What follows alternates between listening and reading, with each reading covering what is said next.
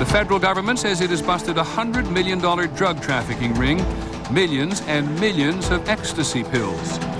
The oil-producing countries have cut back production. We'll take a closer look tonight at whether the president or his rival can do anything about the price. And from Los Angeles tonight, less time in jail. These days, they call it catch and release.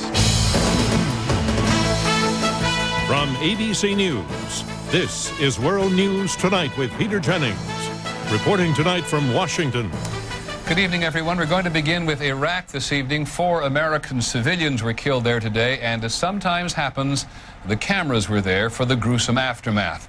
The 4 men were part of a very large contingent of heavily armed Americans who are everywhere in Iraq these days, some of them working for the government, including the CIA, others providing security in some form or another to the American occupation. They were attacked and killed in the city of Fallujah. And there is no other city in Iraq where Americans are quite so unpopular. Let us tell you in advance, some of these pictures are pretty repugnant, but they are the reality of war. Here's ABC's John Berman. On the streets of Fallujah, the brutal attack was met with celebration. "We are from Fallujah," they chanted. "This is our work." Witnesses say the 2 SUVs were ambushed as they drove through town.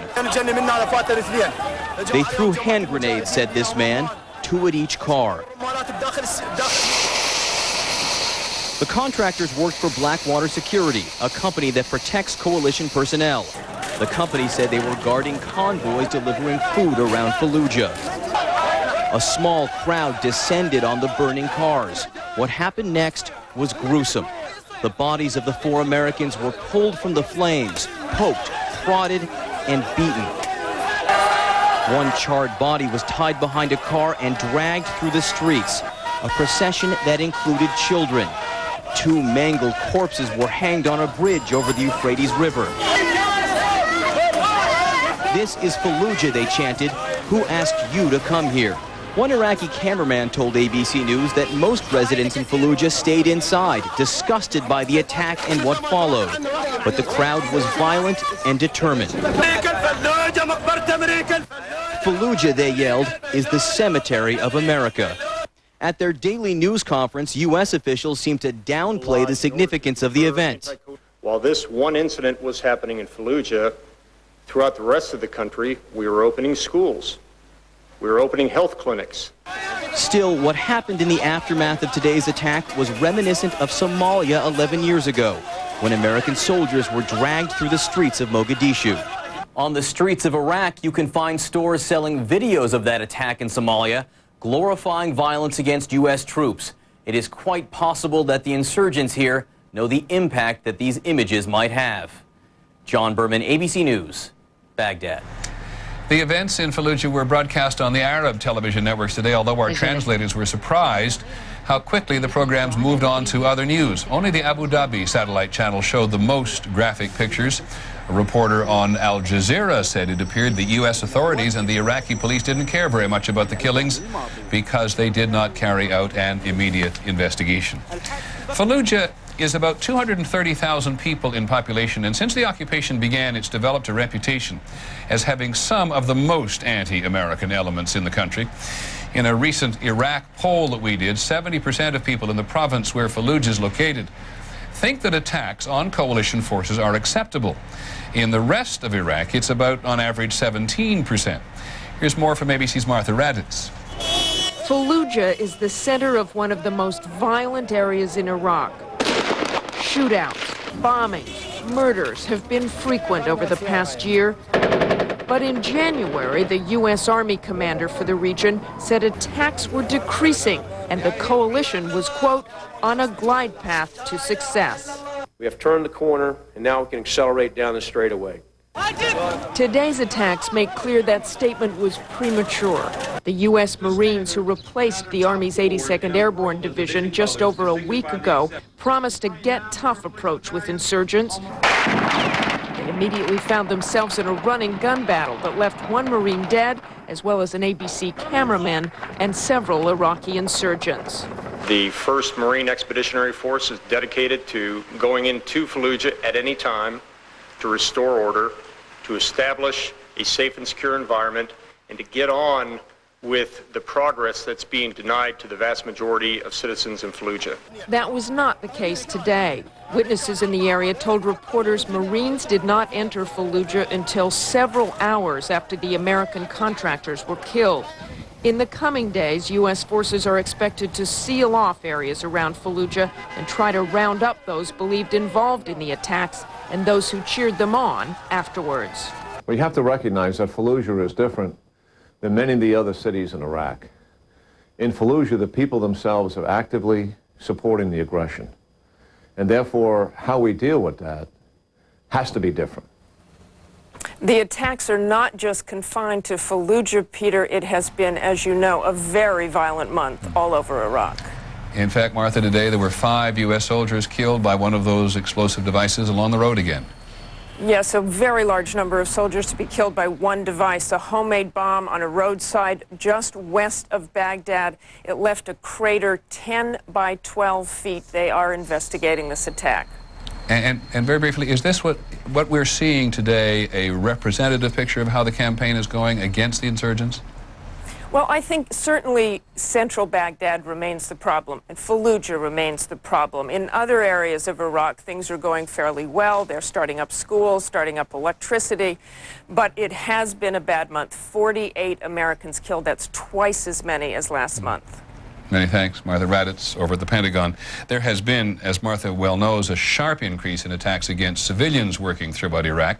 The Americans killed today were employees of a company called Blackwater USA that provides security for various U.S. officials and government activities there. Blackwater personnel are often armed to the teeth, and they may have been a target because they do not hide it. Here's ABC's Jonathan Karl.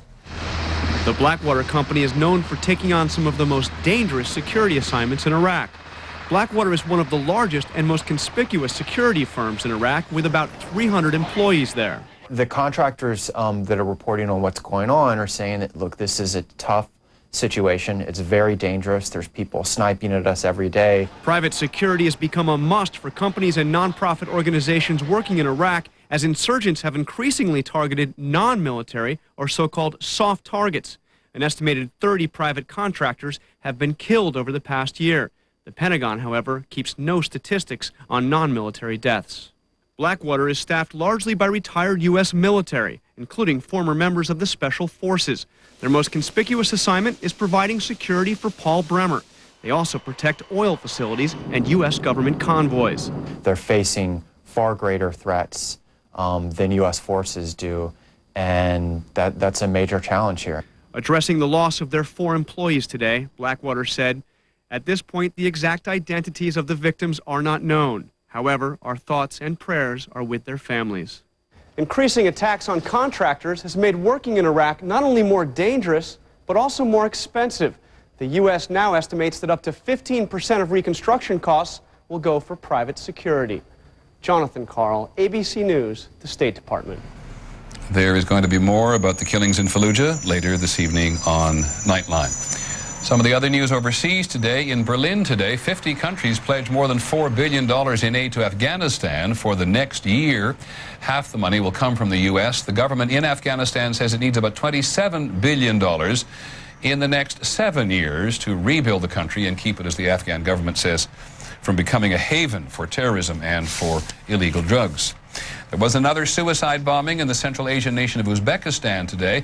A suspected Islamic extremist blew himself up in the capital, Tashkent, after a standoff with police. There have been several of them. There were no other casualties. 30 people have been arrested after 3 days of violence, and more than 40 people have died. In other news today, here in Washington, the government has announced a major crackdown on a vast underground network that produced and sold ecstasy, the recreational drug of choice for so many people in America now. Many people were arrested both here and in Canada. Here's ABC's Pierre Thomas. There were dozens of raids across the U.S. and Canada. Police say they broke up an ecstasy ring, which sold millions of pills over the past 3 years. We together decimated a major ecstasy and marijuana cartel that is believed to be responsible for supplying as much as 15% of the ecstasy consumed in the United States. The ecstasy was allegedly produced in 3 labs in Toronto and smuggled in the gas tanks of cars to 18 U.S. cities in 7 states, including New York, California, Iowa, and Louisiana. Police say the gang sold the drug to local dealers and dance clubs. Ecstasy has traditionally been produced by Israeli gangs in Europe. Today, police say they arrested 140 members of a Vietnamese and Chinese syndicate in Canada. This is the first time that we have discovered a massive ecstasy pill production operation in North America. Ecstasy use among the nation's youth is falling, but police say profits from ecstasy are still enormous, which is luring new criminal elements to the trade. The ring allegedly made $100 million in profit. U.S. officials are concerned that ecstasy is often mixed with other, more dangerous drugs. This is really akin to playing Russian roulette, and you play long enough and you will lose. According to a federal indictment, this group used intimidation and even murder to collect debts. Members were also charged with money laundering and identity theft. Pierre Thomas, ABC News, New York. Tomorrow night on this network, on ABC, we're going to have a 1-hour program on ecstasy, 10 p.m. Eastern Time. We're going to address why it is the drug of choice for so many people and how the government may have exaggerated the risks trying to control it. That's Ecstasy Rising at 10 p.m. Eastern Time tomorrow night. When we come back this evening, gas prices and presidential politics. We'll take a closer look at why the candidates say they can do something about the gas prices. Other news, the missing college student who turned up alive in Wisconsin. And at the end of the broadcast, thousands of criminals set free without serving their time. That's Los Angeles you're looking at. We'll tell you why it's happening. This is World News Tonight with Peter Jennings. Brought to you by Mutual of Omaha. Oh, the wonderful thing about children is it never occurs to them that their dreams might not come true. My dream has come true. With hard work and some good financial advice, I just opened my 3rd child care center. We take care of hundreds of children every day. Our children are our future.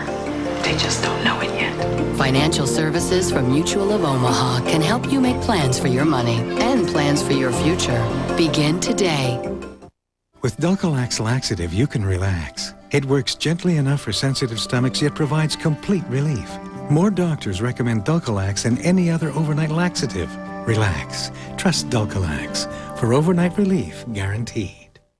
Call me irresponsible. Who says cleaning has to be a full-time job? Swiffer Duster's new extending pivoting handle makes it a breeze, because you've got better things to do. Stop cleaning. Get Swiffer. For years, the kids have called me their guardian angel. Brady? When I got cancer and the chemo made me anemic and too weak to keep working, I had to do something. I asked my doctor about Procrit. Procrit is for chemotherapy-related anemia in patients with most kinds of cancer. Procrit helps rebuild red blood cells, and more red blood cells can mean more strength. Procrit is proven and safe. In studies, only diarrhea and edema occurred more often with Procrit than placebo. I'm back, and there's no stopping me. Every one of the 12 varieties of Mrs. Dash seasoning blends has 14 natural herbs and spices, so now you can add bold flavor to any dish. And since Mrs. Dash has always been salt-free with no MSG, you can create great-tasting, healthy meals that are full of only one thing: mouth-watering flavor. Mrs. Dash, salt-free, flavorful.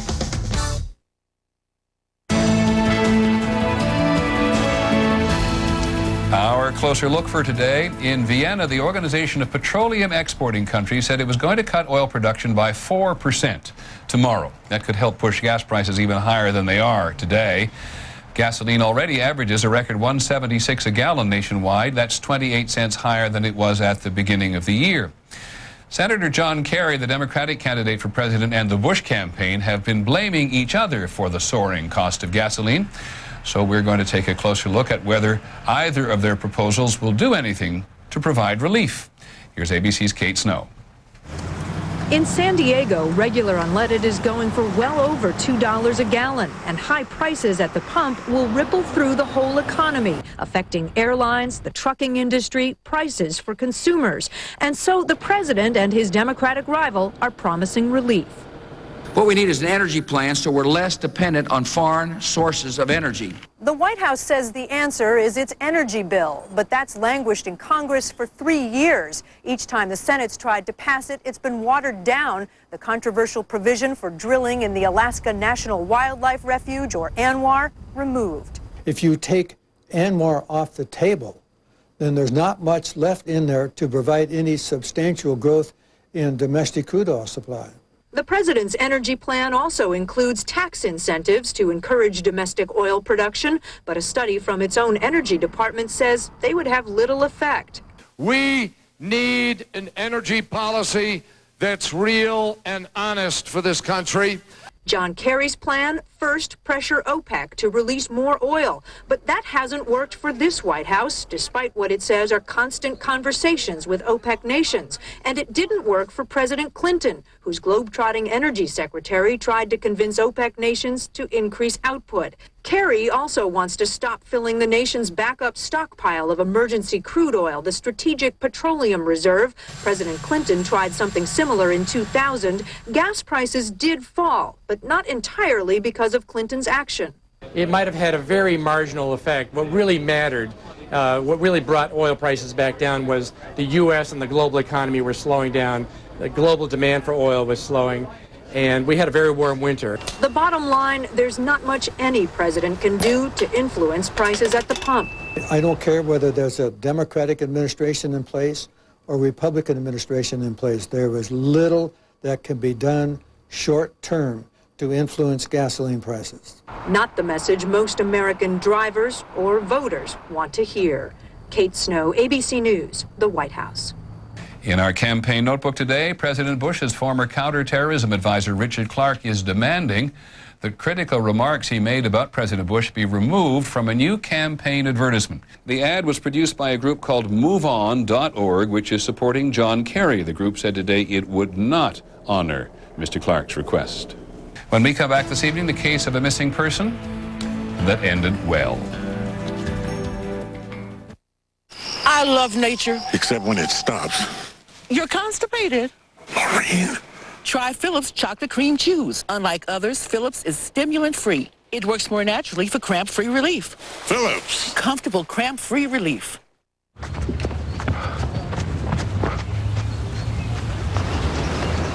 Disciplined investing. At T. Rowe Price, it's not just about the short term.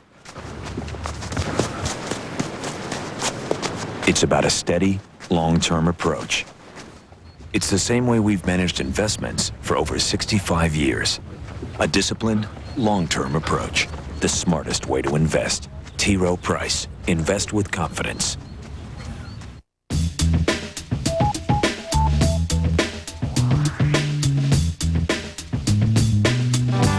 Ask your doctor if Celebrex is right for you. Or call 1-888-CELEBREX. What are little girls made of? Splenda and Spice, and everything nice. Little girls and boys are very sweet when they get the sweet things they love. And now soft drinks and ice cream, juices and cookies, and lots of treats are being made with Splenda, the no-calorie sweetener made from sugar, so it tastes like sugar. Splenda is making life a little sweeter for everyone. Our son was born with liver disease. He had heart surgery when he was 3 months old, and he had his liver transplant when he was 7 months old. It's nice to know that I work for a company that would take care of everything we went through with my son. You can think of the Mayo Clinic, you know. It's the best place they could have found. I don't think people know how great the benefits are at Walmart. Without Walmart, I don't know that he'd made it. I don't know that we would have made it. Introducing Kellogg's Special K Vanilla Almond Cereal. Toasted almonds, creamy vanilla flavor. It's a 110-calorie treat that only tastes indulgent. New Special K Vanilla Almond. Help yourself. So I'm wondering, what's a Thermacare heat wrap? Then I put it on my aching back and I realized, oh, it's like a heating pad without a cord. And my pain just melts away. Yes, I feel like I could do backflips. No. Tomorrow, how can this small device bring revolutionary new hope for millions of Americans suffering from the most extreme migraines? Would you believe it's all in the wiring? Watch World News Tonight. There is some broadcasting news today, which is pretty political. Liberals got their own talk radio network today, though it's a pretty small network. Air America made its debut with a show hosted by the author and comedian Al Franken. Air America is intended as a counterweight to conservative talk radio, though as of now, as I said, there are only a handful of stations and satellite radio. The football great Paul Hornung has apologized today for suggesting that his alma mater, Notre Dame, needed to lower its academic standards to recruit black athletes. As far as Notre Dame is concerned, we're going to have to ease it up a little bit. We can't stay as strict as we are as far as the academic structure is concerned, because we got to get the black athlete. We must get the black athlete if we're going to compete. Today, Mr. Hornung said he meant to say that lower standards would allow more blacks and white athletes to enroll. In Wisconsin today, a college student was found alive after she had panicked a lot of people when she disappeared from her apartment. There are more than 100,000 people missing in the country right now. This is a case that ended well. ABC's Barbara Pinto reports from Madison. In Madison, 4 days of desperation quickly turned to joy for Audrey Sealer's family. We're just very happy to be reunited with Audrey, and she's happy to be with us. Audrey Sealer, a 20-year-old college sophomore, is apparently in good health. It is confirmed that the person that we have found is Audrey. She has been transported to a nearby hospital, and we are working with the hospital staff right now. An office worker spotted Sealer in a swampy area just across the street from the command post, where hundreds of neighbors and friends have been staging their search. All afternoon, police conducted a frantic manhunt for the suspected kidnapper, believed to be armed. From the air, they used thermal imaging cameras, and on the ground, dozens of officers and dogs. Investigators, guns drawn, scoured an office park and nearby woods. A surveillance camera captured Sealer leaving her apartment building at 2:30 Saturday morning. It was the last anyone had seen of her. The news today spread quickly to Audrey's hometown of Rockford, Minnesota. I heard my secretaries yelling out in the outer office here. I went out and they said we found her. As of now, 3 square miles of this city remain shut down as the intense manhunt continues. Barbara Pinto, ABC News, Madison, Wisconsin. When we come back this evening, the final report on our broadcast, crime and not a lot of punishment. And county in California, thousands of criminals getting out of jail. Maple and brown sugar broccoli, a good source of fiber, but a very bad idea. Kellogg's Maple and Brown Sugar Frosted Mini Wheats, even more fiber with real maple flavor baked right in. Now there's an idea. Women over 50 are at a greater risk for a heart attack. Because of age and other risk factors, doctors often recommend Bayer. Aspirin has been proven to reduce the risk of a heart attack. Be sure to talk to your doctor before you begin an aspirin regimen. Trust your heart to Bayer.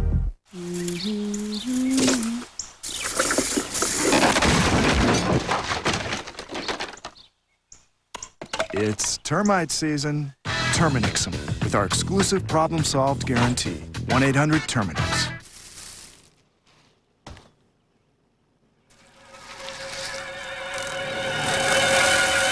It's termite swarm season. Terminix them with our exclusive problem-solved guarantee. 1-800-TERMINIX. What's that? Metamucil. Get out. That's a cookie. The power of powder in a wafer. Tastes so good, you won't believe it's Metamucil. Get regular, stay regular. The cookie way. How do you invest to help secure your children's future? You start with your dreams and Edward Jones. My life, my world, it all begins with a dream. Edward Jones. Oh, hey, hi, I'm Digger. Don't mind me, I'm just a dermatophyte. You know, a nail infection. All I want is to get in here and live under your nail. You can't get me with clippers or those surface treatments you try on your own. I'm in too deep in your nail bed. I'll make myself comfortable, invite a few friends. Settle in. Do you have thick, discolored, or flaky nails? Millions of people do. It may be caused by an active live infection. That's why you should ask your doctor about prescription-only Lamisil. Unlike surface treatments, Lamisil is a pill that works through the bloodstream to target and attack the infection at its source, underneath the nail. In fact, you can start to see clearer, healthier nails in just 3 months. Lamisil isn't for people with liver or kidney problems. In rare cases, serious side effects in the liver or serious skin reactions have occurred, so your doctor may do a simple blood test. Other side effects including headache, diarrhea, indigestion, and rash were generally mild. Ask your doctor about Lamisil. Once daily Lamisil tablets. Get your nail infection where it grows. I'm Paul Lindman. Up next on the Northwest Only All Local Newscast, a Salem man becomes the 29th person on Oregon's death row. What Jesse Johnson had to say as the judge condemned him to death. Plus, too exclusive, what one local wildlife caregiver says is hurting so many eagles in our area, and what the government's doing to catch the culprits at 6:30. The missing honor student found alive. As police search for her abductor, Good Morning America has the latest breaking news on how she is, how they found her, how she stayed alive tomorrow. Finally from us this evening, what price? Justice, emphasis on the price. This is about crime and punishment in Los Angeles. More than 50,000 inmates were released early from Los Angeles County jails since the beginning of last year, long before their sentences were finished. ABC's Judy Muller reports from California about the money. Every day, more than 100 prisoners are being released from the LA County Jail. I will come back. Go. Most of them have served only a fraction of their sentences for crimes ranging from assault to auto theft. The county's unprecedented budget crisis has forced the sheriff to lay off deputies and close some jails. The remaining jails are bursting at the seams. They never gave me a bunk. I had peanut butter and jelly sandwiches for 4 days, and finally last night I had a piece of meat on a sandwich. So it's crowded. It's ridiculous. The sheriff says the crowded conditions left him no choice. And I'm very troubled by this program because it sends a clear message to certain criminals that you commit the crime, you will not do the time. In fact, most misdemeanor offenders now serve only 10% of their sentences, and the word is getting around. Many criminals now prefer a jail sentence over the lesser punishment of community service. They know they'll be out of here in a matter of days, if not hours. Outraged prosecutors are calling the policy catch and release, a phrase usually applied to freeing fish, not criminals. Exactly, big difference. And our police are out there catching them, and we're helping to catch them, and they're being released. Police Chief William Bratton is frustrated because the criminals arrested by his officers in the city are being released from jails operated by the county. A significant percentage of these people, once released, within a very short period of time, commit other offenses and are rearrested. Rearrested and resentenced. You're to serve an additional 30 days in county jail. But everyone, the judge, the prosecutor, and the prisoner, knows he'll be out much sooner than that. And he'll have lots of company. Judy Muller, ABC News, Los Angeles. And that is our report on World News Tonight. I'm Peter Jennings. Good night from Washington.